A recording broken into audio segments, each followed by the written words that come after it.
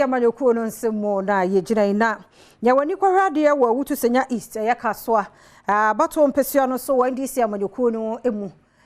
Tournament pa ne yi ne tie wo ho fi se nipa ba ko a onso na ni da kwan se wo be premier shebedwa ma won wo abato mpesua no so obowura party ho ko Kasae na ne nyina ne se ba bia wo mo ba beto aba no da memenda na yasesa de ko ba bi ho nwa kekenti ase anya dwumanti ane wo a ho oden ne de agyewo de ko so wo ho yama ne bofo di akiri eto so Abra Amanyoku achitaifo a wombu afu yie ebowura NDC Amanyoku no asoye ya ewo ewutu senya East honomono constituency executives anu wonom ewo asoye ho sa abra ni nyina edwane akasakasa bi esi wo Dynatete achitaifo ene banbofo a wonom ewo party na soye honom entem ene nam so a ema sa abufuo yi esi ya Amanyoku mabi ekọ asoye honom ekọ sese niama Police for a one Kasoa division and a call honomwa or coma abutoyemu ebaye. A chitaifobia won't go free no any amani boni edition common.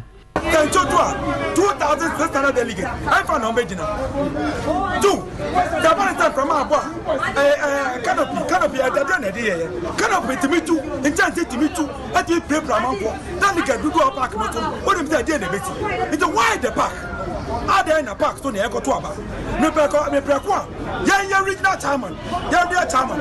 After one of the countries, after Muko to a park, to the Muko to school, me to school more.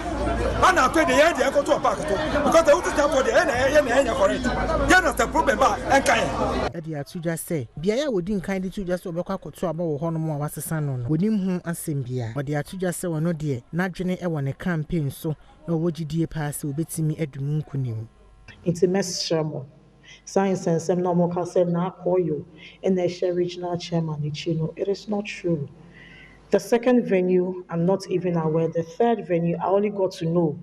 And you are almost 9 p.m. I'll be free. Me say there's a little misunderstanding. BAC party office. Aside that, in Kameme say I am so much focused on my campaign. I am looking at say you bet to me akaya ho abom na ya ye echuma e winning seat to come 2024. That is my focus. Me and my team, we are not bothered about where the venue would be. Baby, a venue, baby, is winning. So why should I be bothered about that? The Hane say, you be educated and call for no on how to vote. Na ya show me jumane so. Na ya more assurance. Na show me say 2024 we win seat. That is what is more important. Yeah, the strategies at age you need to know seats no. And this time no, it wouldn't help us as a party. It's miserable. But some all the rank and file say.